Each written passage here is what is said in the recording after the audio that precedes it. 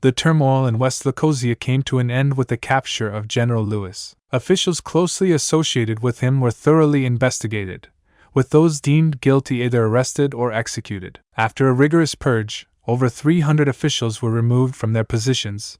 Most were imprisoned, while a few with severe crimes were sentenced to death. Thanks to Thorian Rhys's iron-fisted measures, the political landscape of West Lacosia was completely transformed. Corruption and secret dealings, once rampant, were swept away like dust in a storm. People soon noticed that visiting government offices was no longer met with bureaucratic delays or demands for bribes. Long-pending civil matters were finally being resolved under the leadership of newly appointed officials, and every aspect of governance saw tremendous improvement. Rather than fear the crackdown, the people applauded it. These corrupt officials had long been a scourge, and now that Thorian Rhys had rooted them out, the citizens of West Lacosia were overjoyed. As a result, Thorian's reputation soared.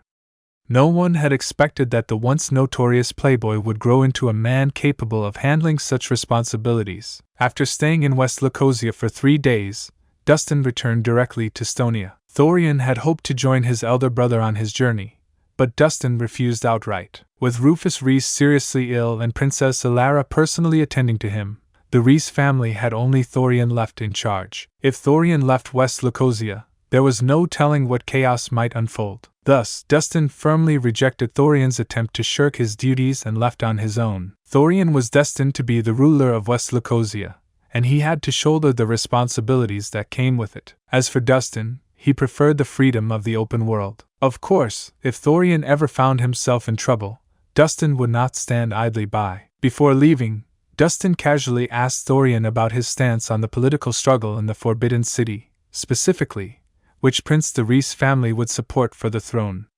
After all, this was a matter of great concern to many factions. Thorian's response was simple.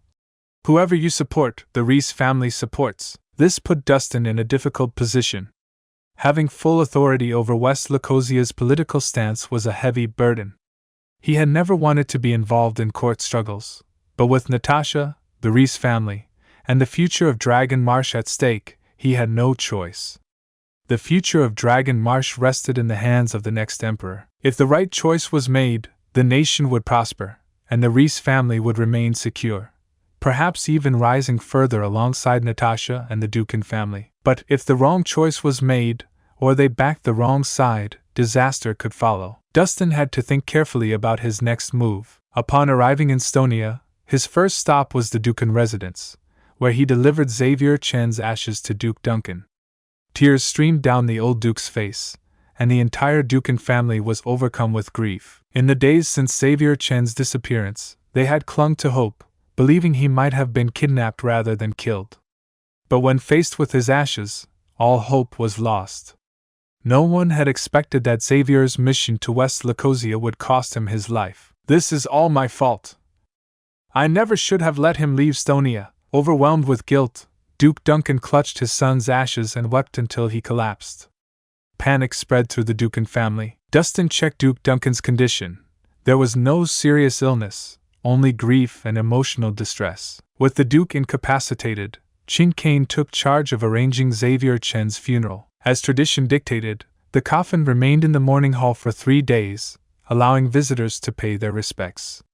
Throughout this period, a steady stream of guests arrived. Though Xavier Chen had only been a third-rank military officer, he was still a prominent figure in Stonia. Moreover, as Duke Duncan's son, he commanded significant influence. Many of the mourners held high positions in court. Xavier's wife sat by the coffin, her eyes swollen from crying. She slumped against it, silently weeping. Beside her stood their son and daughter, both in their early 20s. Each time a guest entered to offer incense and bow, the family would kneel in gratitude. The eldest prince has arrived! Amidst the solemn atmosphere, a loud announcement rang out from outside the mourning hall. A tall, imposing young man, followed by several high-ranking officials, strode into the hall. It was the eldest prince, Leonhard. His sudden arrival caused a stir. Conversations halted, and all eyes turned toward him. Some gazes held surprise, others admiration, but most were filled with speculation.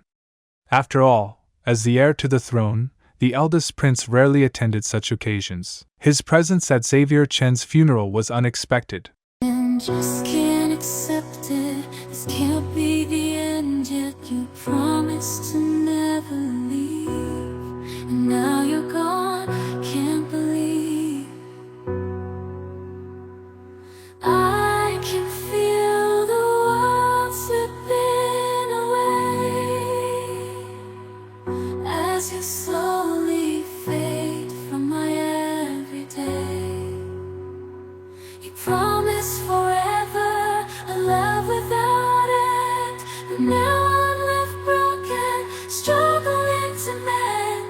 I thought we were so tied, destined for a lifetime, love with no end, love with no end. Staying in my imagination, memorizing the past time, the secrets, the love, the care. Now they're echoes in the air. I still see your face in every place, feel your warmth, your gentle grace. But now there's just an empty space, and I'm lost in this endless chase, keeping